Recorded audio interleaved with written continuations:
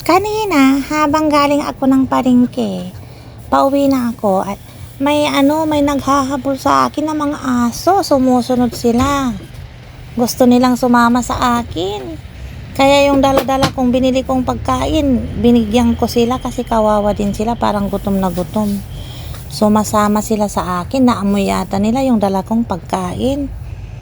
Nakakaawa. Binigyan ko sila ng konti kasi pinabili lang ito ni madam, binawasan ko na. Magagalit yun. Sasabihin ko na lang na ako ang kumain. Gusto ko man silang iuwi, hindi naman po pwede.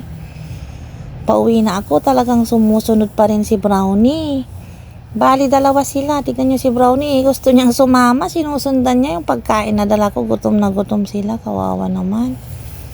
Kaninong aso po kaya ang mga ito?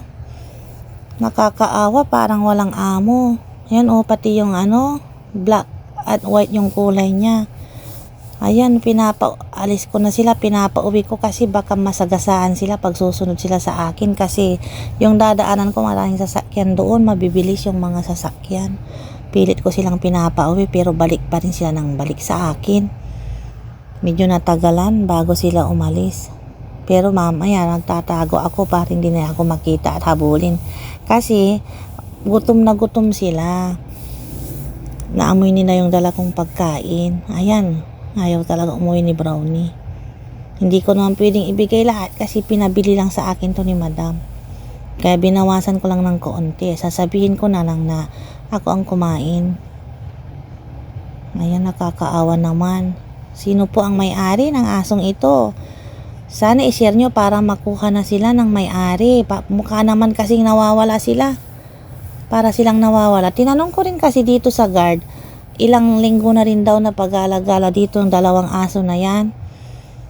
2 linggo. Wala daw namang nagpapakain o may-ari. Sana i-share nyo na lang para makita ng may-ari ng 2 asong yan. Baka may nawawalaan ng aso.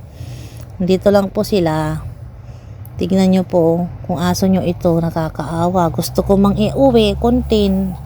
Kaso, hindi naman pwede. Magagalit si madam, baka mapalayas pa ako. Andun pa kasi yung mga alaga kong pusa. Nakikiusap lang ako para hindi sila ipatapon. Extension. Ayan, binibigyan ko pa rin sila.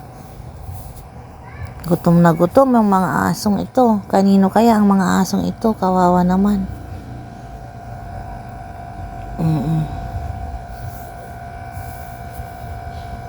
Ayan, sumusunod talaga si Brownie. Makulit si Brownie. Sige, Brownie. Kawawa naman si Brownie. Sino kaya ang may-ari sa mga asong ito? Pakikuha nyo na lang po sila. Mukha namang may-ari to. Kasi mayroon pa siyang collar sa liig. Ayan, sabi kasi nung guard naman, 2 linggo na daw dito ng pag-alagala. Mga 2 asong ito. Baka nawawala sila, hinahanap na sila ng may-ari. Mamaya makuha pa sila ng dog pound. Kawawa sila. Sana kunin nyo na lang muna yung mga may kakayahan dyan. Maawa kayo.